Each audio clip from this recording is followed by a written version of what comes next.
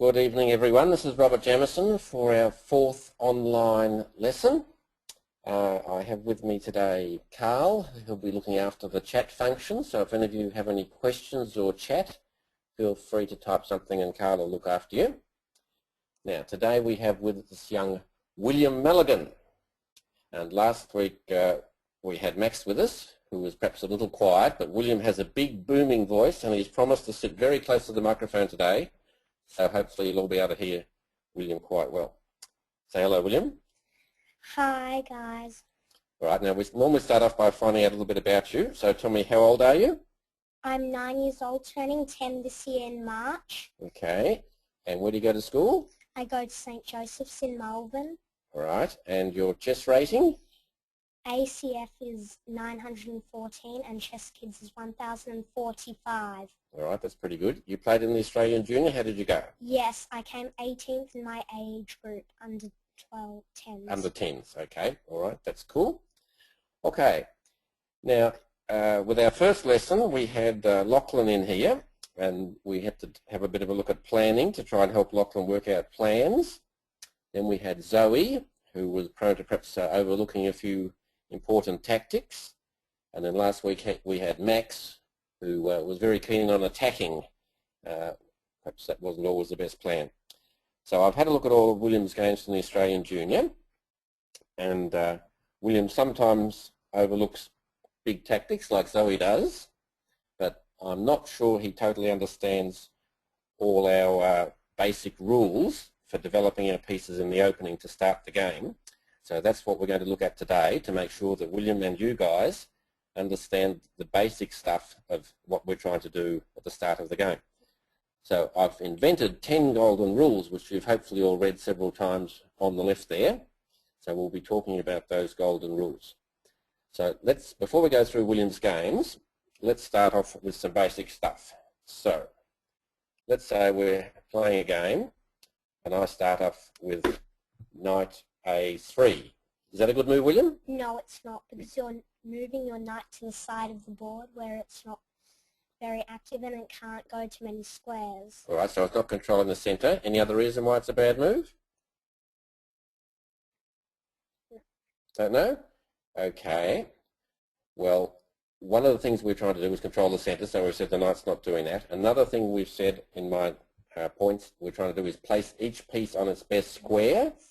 So that's not the best square for the knight, is it? No, it isn't. No, it should go to c3. Another thing we're trying to do is the castle.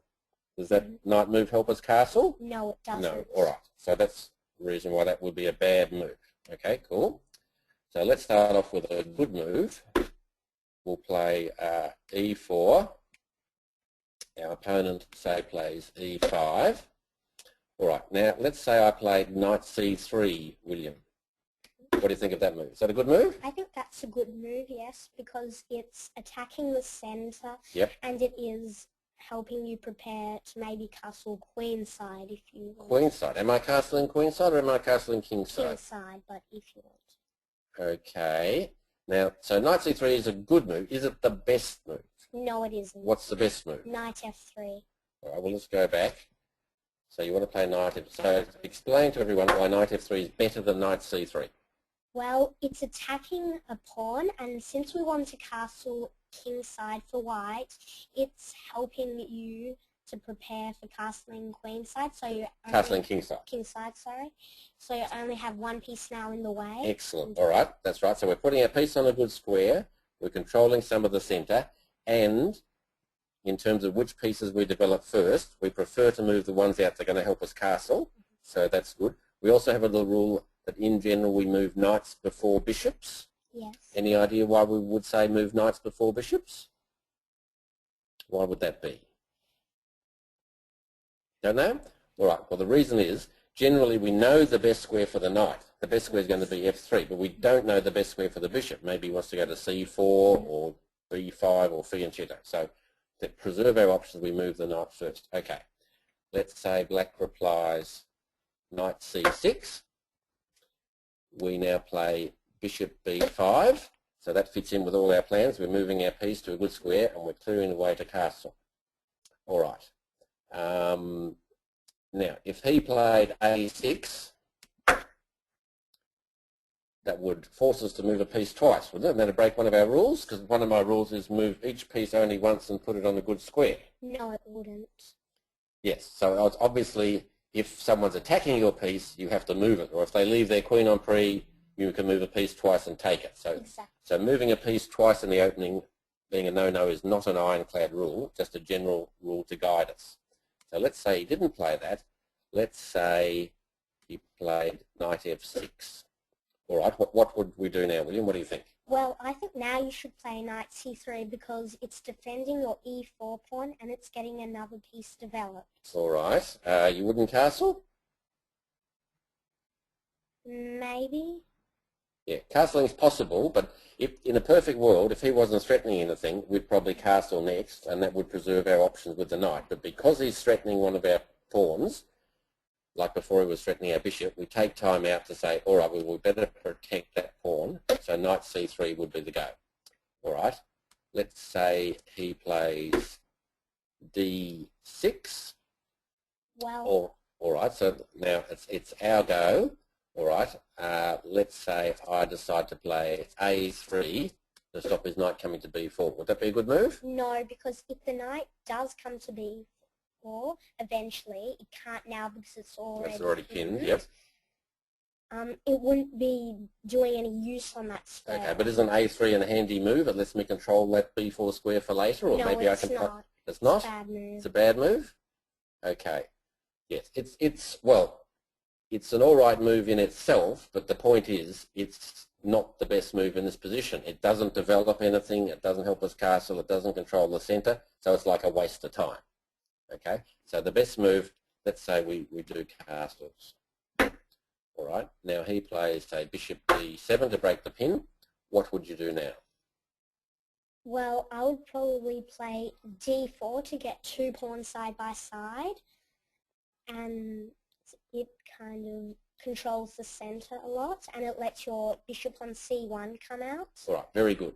So if you play d3, for instance, that would be a mistake, and you wouldn't have been paying attention to my other lessons, particularly the one with Lachlan, where I said the aim of the opening is to get two pawns side by side. So William's obviously replayed that lesson and hopefully learnt from that. So the ideal move would be d4. So now we've got our two pawns side by side, so we've got a bit of play. We've got three of our pieces out, and they're all on good squares. We've made our king safe, so everything's cool, and we can start thinking about attacking and building up and everything. Very good. You seem to have grasped the basics of that without any problems. All right, now let me load a game. We shall have a look at, if I can find the right one. Not the Bart one, not the Lim one. We'll have to look at this one. All right.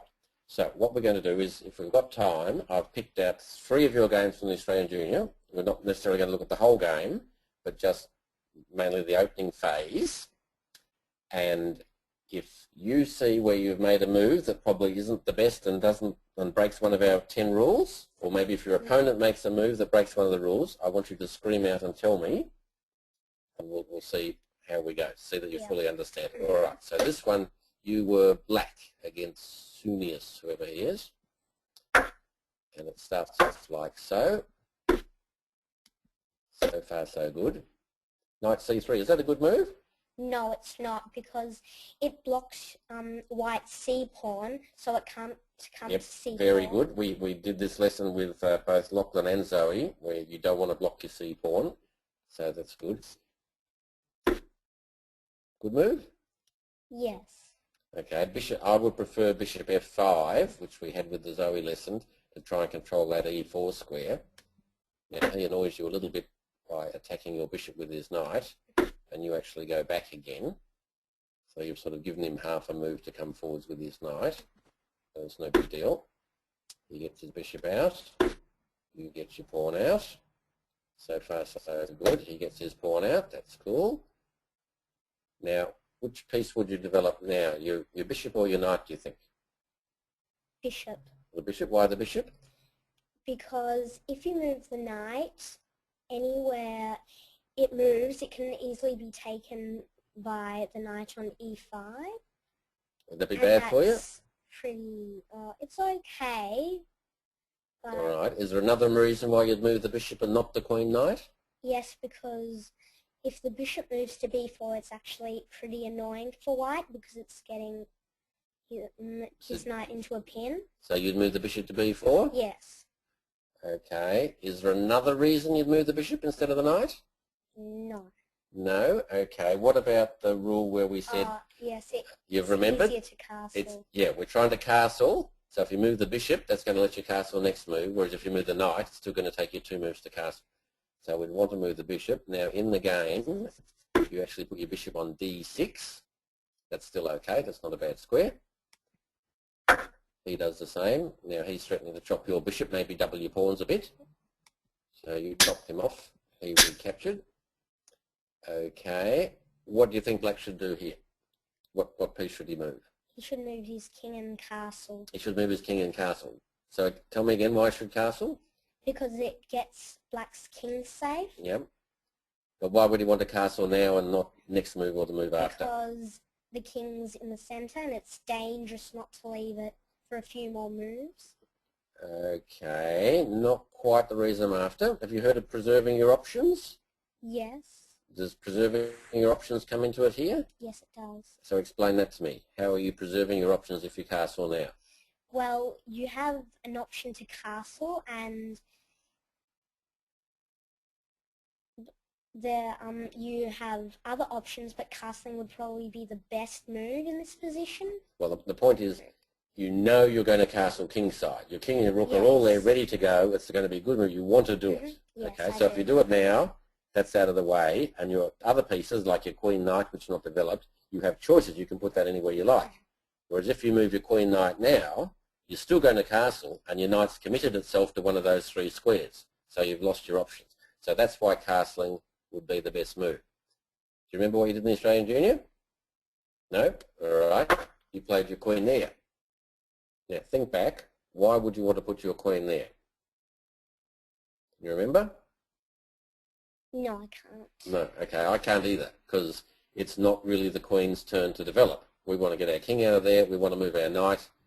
Our queen's not doing anything special there. It's sort of backing up the bishop, but the bishop's already moved. So that would be one move you've made where you've sort of disobeyed our rules. Okay. He goes for castle's queen side. Okay.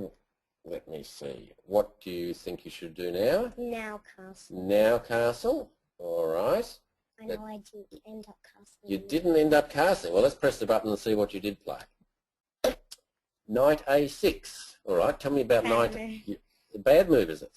Can you remember why you wanted to play knight A6? Yes, because I wanted to get my knight into b4 and attack the queen and be a bit annoying to white. Okay. And try and get an attack going. All right. Why is that annoying to white? You attack his queen, he moves his queen. It's because it's putting a piece into the middle of his king side defense. Okay. So, but is there a problem with that? Like you're attacking him with one knight, and he's got a queen, a rook, a knight, and 3 pawns to defend himself. So you reckon your attack's going to get through? No. No, I don't think it's going to get through either. So he'll just move his queen, and then he'll laugh at your knight. He might play A3 or something and chase it away. Okay. There's another reason why, so we understand why he wanted to play knight A6 to attack his queen. All right. Is it another reason why knight A6 is wrong? Yes, because it's moving a minor piece onto the worst square. Yeah, it's not the best square for the knight, is it? So where would we put the knight that would be better? Maybe C6 or D7. Okay, what do you think? Probably C6. You're not worried about him taking and doubling your pawns? No. Okay. All right, I'd probably castle first, and then I'd put my knight for D7 would perhaps be my preference. Okay. So we've worked out knight A6 was bad. Now, when you played it, so you're thinking, I played it, I'm going to play knight B4. Did you ask yourself, what's he going to reply? That it's his turn to move now. Did you think? He might play queen B5 check, force my knight to retreat. So you looked at him playing queen B5 check? Is that a good move for him, or is he just going for a check and that's a bit of a waste of time? It's a good move for him because it wins my B7 pawn. Does it?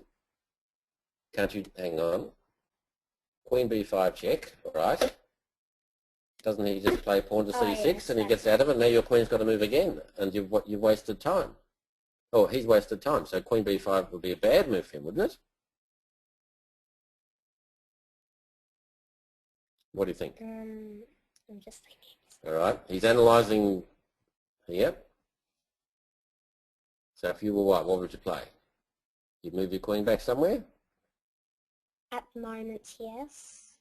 Maybe not. What are you looking at then? I'm looking about the knight on e5, maybe trying a tactic taking on c6. Taking on c6. What do you think would happen there? I think actually knight takes c6 would win a pawn. And you'd be right. Takes. Queen has to go there. And then you just go back. You're a whole pawn up for nothing. Well, white's a whole pawn up for nothing, rather. You're black. Okay, so that's another good reason why knight a6 wasn't the best move. Okay, because it's very important. Before you make your move, you must check the replies that your opponent's going to make. So, fortunately, he missed it and he played e4 instead. And off we went. I don't know that anything terribly exciting happened for the rest of the game. Probably not. All right.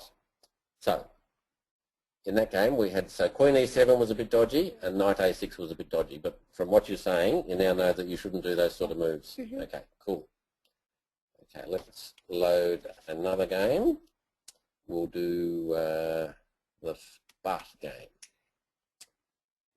William's frowning here, so he probably has unpleasant memories of this game. So what's happening? You're white, yes. He's black. All right, let's see how we go. So far, so good. We're developing our knights before our bishops. Putting our bishop out so we can castle. That's all cool. He plays d6. Bad move. d3. That's what I thought. So if you had your time over again, what would you play? d4. d4. Much better move. And d3 is bad because? It doesn't get two pawns side by side. Right. And what's the problem after d3? I mean, it's nice and safe and making your pawn chain all safe. It's weakening the d4 square. No. What's White's problem going to be if his pawn's on d3 and not on d4? He's going to castle, he's going to move a bishop. It's not centralized. What's he going to do for a middle game plan? Nothing. He hasn't got a good middle game plan because his pawns are all stuck there, all rigid and everything. And there's no open files and stuff. All right, so we know d3 is a bit of a boo-boo. Right, he blocks the pin. You put your bishop out there to a reasonable square, pinning the knight. He unpins. You castle. So we're going all right, even though our pawn's not on d4. He castles. Now, interesting point. We'll have a little poll here. Hopefully my polls are working. I'll give you a choice of 3 moves if you were white. So everyone out there, would you play queen d2, or would you play bishop takes f6, or would you play h3 to control that g4 square and stop the pin? So they're the 3 moves we're looking at. Queen d2, bishop f6, or h3. I'll launch the poll. Here we go. So everyone start voting. William hasn't seen a poll before, so he's keen to see. Or queen d2's ahead.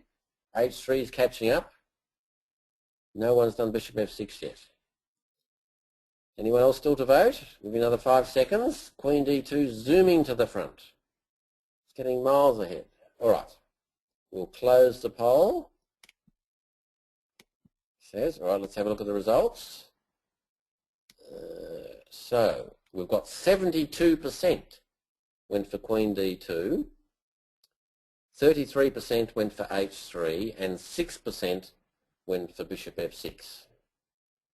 Okay, very interesting.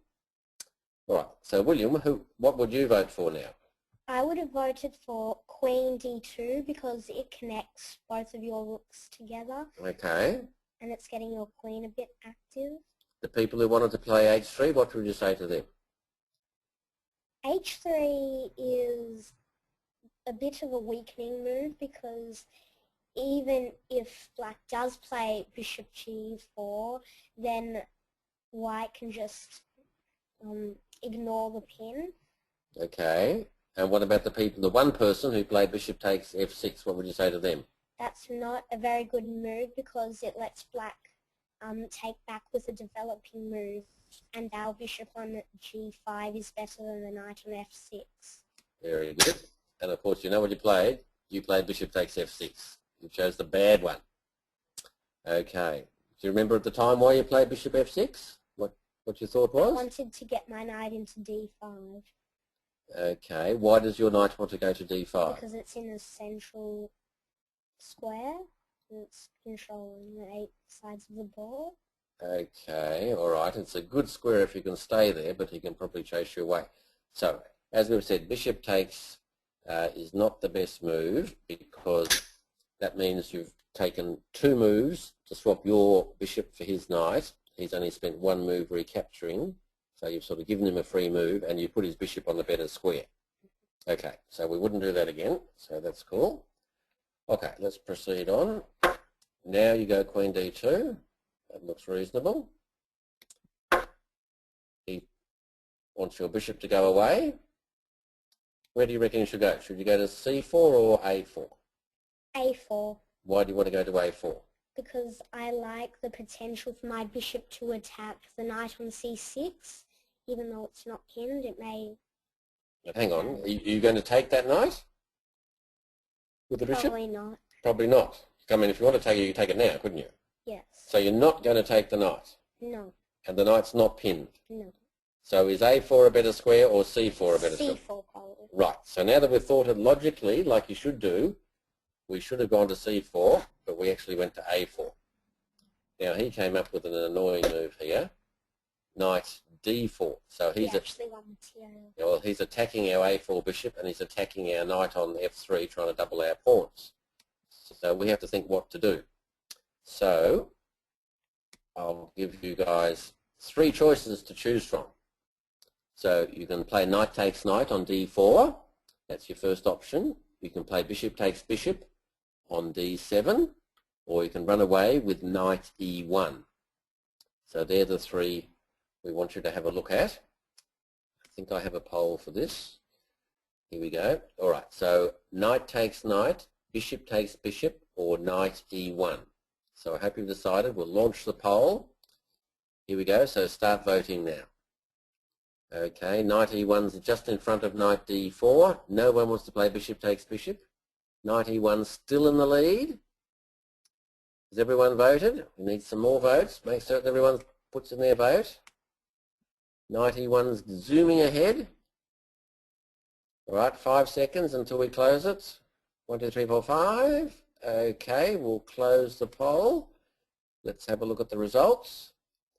So 76% want knight e1, 18% want knight d4, and only 6% want bishop d7. All right.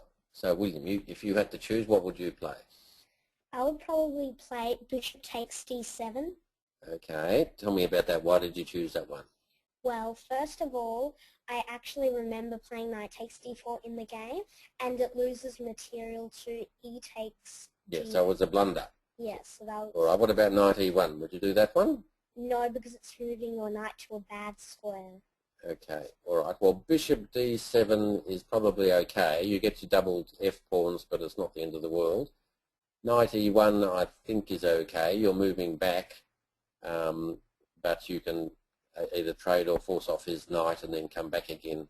It's probably not the end of the world. The only bad one is, regrettably, the one that William played in the game. Knight takes, pawn takes, and we're now in trouble. Because if our knight moves, we lose the bishop. So if our bishop moves, we lose the knight. And then we lose the bishop. So we blundered a piece. Okay. In the game, you played knight takes d4. Yeah. So you missed this line? You didn't see this, or why did you make the mistake? I missed this line. So and I didn't want to get doubled f-pawns. So it wasn't too many moves to analyse.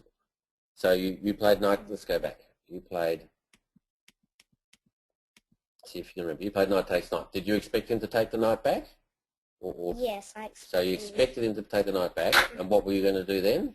I just thought I could move my knight maybe somewhere, if not take the bishop, and I would be safe. But I didn't see the double attack. All right, so you didn't analyse correctly. Okay. No. All right. So we're a piece down. We've got a lost game. It's all pretty terrible. Let's rip into what happened. We're not examining these moves quickly. I just want to get the end and show you something a little bit interesting at the end. So William's fighting gamely. He's a piece down. Okay. So we've reached this position. So you've got three. You've got a pawn for your piece. It's black's go. So I want everyone out there. I'm going to give you 10 seconds. I haven't got a poll this time. To think, what would you play as black? All right. Black might have a good move here if he's got his eyes open. William's nodding vigorously here. So 10 seconds to think, what would you play as black? If you like, you can type it into chat to Carl, and he can keep track of how brilliant you are in seeing sneaky moves or not. All right. William, let's help. So if you were black, do you have a good move here? What would you play? Bishop takes d4 check. Okay, so you would play bishop takes d4 check, and why is that so good? Explain that to me. Because if white plays queen takes d4, then queen e1 gets That's checkmate, isn't it? Yes. And if the king moves somewhere, then he'll just lose one of his rooks. Correct. Hang on. What's happened here? So remember what you played in the game? I took. You took. So you prefer to be mated in one rather than play king f1 and struggle on a rook and a bishop down? Well, I would have, yes, but I actually missed this as well. So you missed queen e1 mate? Mm-hmm. Okay. So let's just run through this. So he played bishop takes d4 check, and you said, oh goody, he's blundered a bishop. I can take that bishop now. Material's going to be even. Isn't this great? Is that what you said? Yes, I did. Yes. How long did you spend overtaking the bishop? 1 minute. A whole minute? Actually no, half a minute. Half a minute, all right. 45 seconds. So when you decided to play queen takes bishop, did you say to yourself, what is he going to reply? No. No. Because then if you had have asked that question, which I keep telling you guys to ask, you might have seen queen e1 mate. Right. So this is one thing you need to get in the habit, particularly those guys playing in Ballarat. You've got to be super careful, and when you've decided on your move, before you play it, check it. So another pointer is if your opponent makes a move that you weren't expecting, like out of the blue, and you think, oh, he's blundered a bishop, that should set off warning bells. He might not have blundered a bishop. It could be a trap. So all the more reason for you to double check and ask what's he going to reply. Now, Williams found this really good move, bishop takes d4 check. That's a really good move, isn't it? If you were black, you'd definitely play that move? Yes, I would.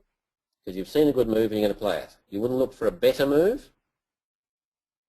Well... Is there a better move? Yes, queen e1 check first. So isn't it better, queen e1 check? Queen's got to go to f1. Bishop takes d4. Bishop takes d4. King in the corner. And it's like force mate in 3. Rather than being a rook and a bishop up and plodding on. Yeah. All right. So that's another lesson. So I hope all you guys out there chose queen e1 check and not just bishop d4 check, which is a good move because queen e1 check is a fantastic move. All right. So a couple of little lessons from that. Right. Let's have a look at the next game, which I'm thinking is Lim.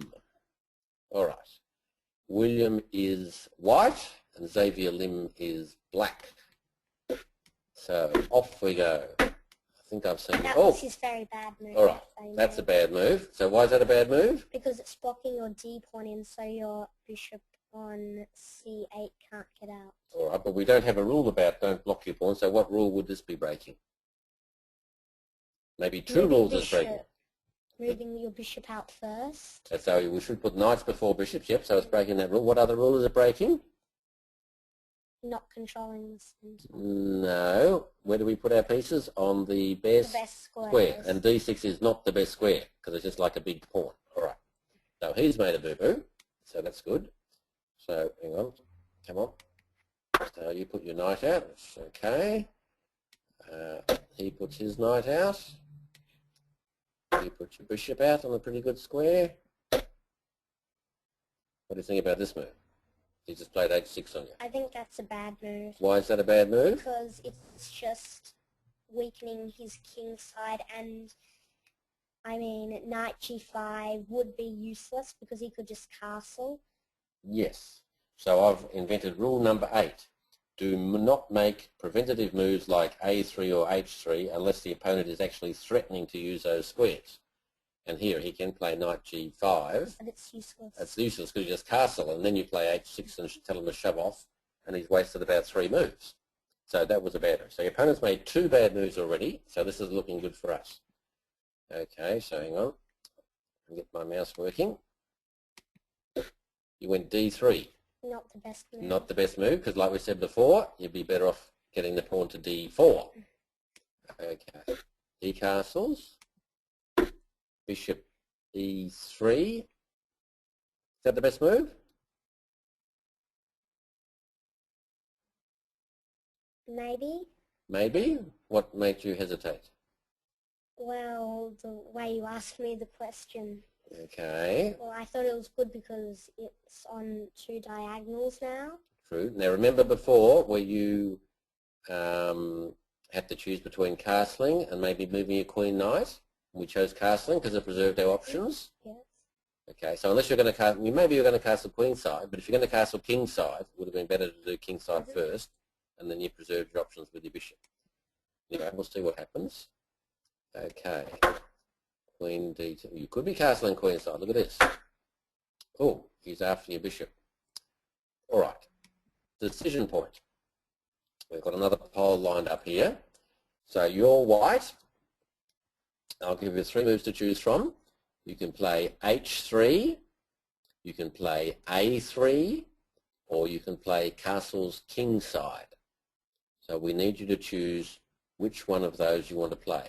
h3, a3, or castles king side.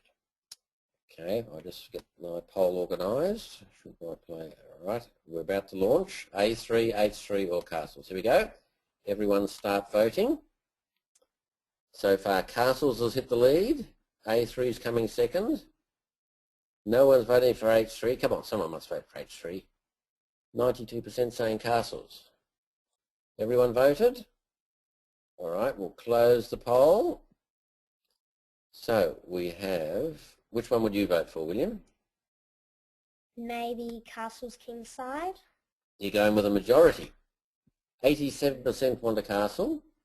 20% want a3, and 7% want h3. All right, so you've chosen castles. So you've explained to everyone why you chose castles. Well, after white castles and the knight on g4 is going to take the bishop, you can take back with the f-pawn, and your rook would be on a potential open file, which would be a bit good for you. Okay. So why wouldn't, if that's going to be good for you, why wouldn't you play h3 and force the knight to take the bishop? Because I don't think we want the knight to take the bishop. Okay. All right. And what about a3? a3 was fairly popular too. Is that a good move? I don't really think so, because I don't see the point of black playing bishop b4 or knight b4, because bishop b4 makes just a useless pin, in my opinion. Okay. All right. Well, all those people who want a castle, you're right, that's the best move. We wouldn't play h3 probably, because that's forcing him to do what he wants to do anyway. His knight went to g4, so I can take the bishop. So if we force him to do it, we're just sort of wasting a move. a3's okay. The reason you do a3 is not so he can't put something on b4, but sometimes in this sort of position black plays knight a5 and tries and swap his knight for your bishop. So if you want to keep that really good bishop, you play a3, so the bishop can hide on a2 if he attacks it. So a3 is sort of a pass. Do you remember what you played? h3, I think. You played h3. So That wasn't perhaps the best one, but never mind. He took you. You took with the queen. Okay, maybe the pawn It's better. was a bit better. Though now that you've weakened the G3 square, queen's okay. Now he plays knight B4. Is that a good move? Yes, because it's attacking my C2 pawn with a triple fork on my king, queen, and rook. So should you resign because he just played a really strong move with a triple attack? No, I should just defend. So he's forcing you on the defensive, so he's playing much better than you and he's winning. Is that what you're telling me? Knight B4, he's attacking you. Well, he's not necessarily playing better than me, but yes, he is attacking me. So this is a good move and you're scared of it and you have to retreat? No, I'm not scared of it. So is it a good move? If you were black, would you play knight there? Probably yes. Probably yes. Okay. Are we allowed to move pieces twice in the opening? We're not. And that's moving piece twice in the opening, isn't it? Mm-hmm. And we haven't developed our queen bishop, our rook, our queen. So it's a good move if he doesn't see it and he lets us fork his king and his queen and his rook. Then it's fantastic. But if he does see it, so like you saw it, yes? You just went back again. So is that where he wants his knight? Has he got some follow-up attack? No. No. His knight's there attacking our queen, knight, bishop, 4 pawns and rook. And is it a good square for the knight? No, it's a crummy square. It's offside. So total waste of time. So in your own games, don't go for sort of one-move cheapos hoping he's going to miss it. It's better to play proper solid moves that comply with our rules. So even now, you know what he did? We're back again. So what he's done is we had this position with him to move and your queen on E3. Now we've got this position with your queen on D2, and it's your move. So he's given you a free move. So you said, thank you very much for the free move. I'm castling over here. Then he moved it again. What he should be doing is moving that silly bishop on D6 so he can get his pawn out and his other bishop out. All right. So we chopped him. This time the good news is it doesn't lose a piece. He takes back. You play here. And he played a funny move. He played queen there, not defending his pawn. It actually, in a sense, does defend his...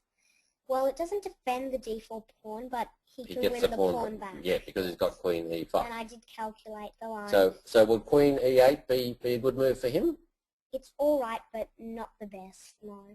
Okay, and if it was me, I would ask him, why have you put your queen on e8? Why don't you put it on e7, which does exactly the same thing, but it's a better square? So e8's funny. All right, so now we have an interesting choice. So we have another pole. We can choose between knight takes d4, picking up the pawn, a3 or f4. So knight takes d4, which is going to swap our d4 pawn for the b2 pawn, a3 or f4.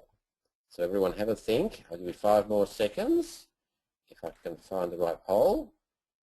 F4, here we go. Launch the poll. So everyone vote. F4, knight takes d4 or a3. So far, knight takes d4 is well out in front, followed closely by f4, and a3 is bringing up the rear. Knight take d4 still looking good. Give you 5 more seconds. 1, 2, 3, 4, 5. We'll close the poll. Let's have a look. So most players want knight d4, some want f4, and no one at all wants a3. All right. You chose knight takes d4. In the game, but probably now I would have chosen f4. You go back and you choose f4. Yep. All right. I originally thought f4 would be the best move because we've got 2 pawns together in the centre, which is what we're trying to do, and we're attacking his d4 pawn. But he would probably play bishop c5, protecting his pawn, and then he's going to play d6 and hopefully get out. So we've still got an okay position, but I couldn't really see a huge follow-up. A3 is sort of a handy move but a waste of time. So the best move, I reckon, is what you did. Knight takes d4. Now, this is swapping pawn for pawn because he's threatening checkmate in the knight, so we have to go back. So why is this good? It's just pawn for pawn. You haven't won anything. Because his queen's on a very dangerous square for me. So this is good for you or good for him? Good for him. Good for him, because his queen's on a dangerous square. What's his queen threatening to do that's so dangerous? Nothing much, but it kind of ties my pieces down to the defense. Okay, so your two rooks, your knight, your bishop, and your queen are all terrified that they're being attacked by a sole queen, and you're tied down to defending. Is that what we're thinking? Well, the queen on d2 can't really move anywhere forward because of the c2 pawn. Okay. And the bishop, if the rook on a1 wants to move, the bishop on c4 has to stay put. Yes. Because it's defending the a2 pawn, which the rook was originally. So you're worried his queen is wreaking havoc in your queen side? Yes. Okay. All right, so William's a bit terrified of this queen, so we'll see what you guys think. I'll give you a choice now. If I can press the right button. Hang on. Right, I'll give you 3 moves to choose from. You can play Queen C1 to try and swap off that terrifying queen. You can play Rook A to B1 to try and chase his queen around, or you can just ignore everything and play D4 for something to do. So we've got Queen C1, Rook A to B1, or D4. There the poll. Questions? Let's have a go. I'm about to launch. Queen C1, Rook A, B1, D4. So start voting. See what you think. D4's hit the front. Rook A, B1's came up second. No one's played Queen C1. D4's zooming. Oh no. Rook A, B1's coming back. Someone's played Queen C1. It's getting very exciting. 5 seconds. We'll close the poll. Let's have a look at the results. D4 wins by miles. Rook A, B1 comes second, and Queen C1 brings up the rear. Okay. Do you remember what you played? I played Queen C1 here. All right. Why did you play Queen C1 here? Because I wanted to get rid of that annoying queen. Okay. All right. Well, we have a problem. You know what the problem is? No. You're worried you think this queen's annoying. Whereas most people would think, hey, this queen's here. I can attack it and maybe win it or chase it around and gain tempi. So like your rook would much rather be on the B file where it's doing something on A1. So you can go there with the free move by Rook A to B1. So that would be good for you. Or D4 isn't too bad because then you've got your 2 pawns abreast in the centre and you can play E5 and attack his bishop and gain lots of lovely space. Now I actually would have played Rook A, B1. Yeah, Rook A, B1, that's what I said, hopefully. So D4 is a good move, Rook A, B1 is a good move, and you're probably better. Swapping off queens, not so good, because if he takes you, then your rook's not where you want it, and he can escape, and you're not threatening anything. He doesn't take them. He doesn't take that. So he loves his queen, but you attack it anyway. He goes there. You say, please, please, I want you to swap queens. That queen has got me all terrified. Not now. Okay, so you swap queens. So how do you reckon you go? All right, but not as good as possible. Yeah, this is not as good. It would have been better for you to keep your queens on and seize the centre and everything. Right, so they were the main points from this game, but there's an interesting bit at the finish. So I will rip into these moves here. We get a bishops of opposite colour, and William's picked up a pawn. Now he's got his 2 pawns going. The other bloke's trying to counter-attack. William probably moves the wrong rook to D1. It would have been better to move the other one. Because now black switches to the king side. He's dropped another pawn, but he's got his king side attacking a bit. And he's checking poor William, getting his rook in. William blocks his bishop and opens up this diagonal for the other bishop. It looked a bit dodgy to me. And now black's got both his rooks attacking him. Help! Checks coming everywhere. Checks. There. Checks. Look at this. Check. Check. Now, I'm sure you remember this position. Yeah. White has 2 legal moves. Okay, one is King D2 and one is Bishop F1. Were you in time trouble? No. No, so you had heaps of time. So you're in check. So you're thinking.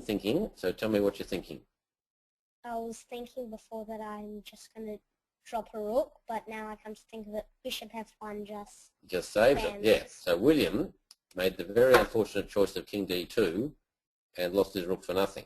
Whereas had he just played bishop f1, like that, then everything's sort of fairly rosy still. But I went on to win the game. Yes, but he still won from a rook down, so that was wonderful. But, so why did we make the mistake? Because I was stressed. You were stressed? Well, you're in a problem. He was checking you. He's threatening to win a rook. So when you're in problems, that's all the more reason to take more time, to look at more possibilities, try and think of sneaky ways out of it or whatever. So that's the way you've got to play in the tournament. You've got to take your time, and particularly when you're in trouble, spend more time and look at more moves, look deeper, see if you can find a way out. All right. Well, that's the end of our lesson for today. Thank you, William, for showing us your games from the Australian Junior. Thank you.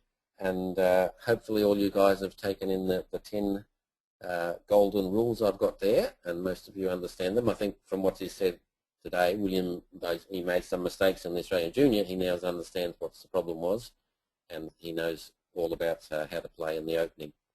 All right, now, next week is going to be a little bit different because it's the Thursday before a lot of you guys are playing in Ballarat. And I think Gary is coming in here to be our guinea pig for next week. And instead of looking at one of Gary's games, we're going to look at an interesting tournament game from a chess Olympiad that I think Carla's had you guys studying. It's my game against Unzicker, the West German #1 from the 1976 Olympiad. So Gary's hopefully had a good look at this game, and he's going to give us his thoughts and his notes, and we'll compare them with my thoughts and see what we can make of an important tournament game. And next week also I'll give you a bit of a chat about what you should be doing in Ballarat and how you should play, because there you'll have heaps of time, and it'll be a bit harder for you guys because you'll be playing adult players, so you probably need a little bit different approach to what you've been used to. So I hope you enjoyed today's lesson with William, and we'll look forward to seeing you all next week. Thank you. Thank you very much.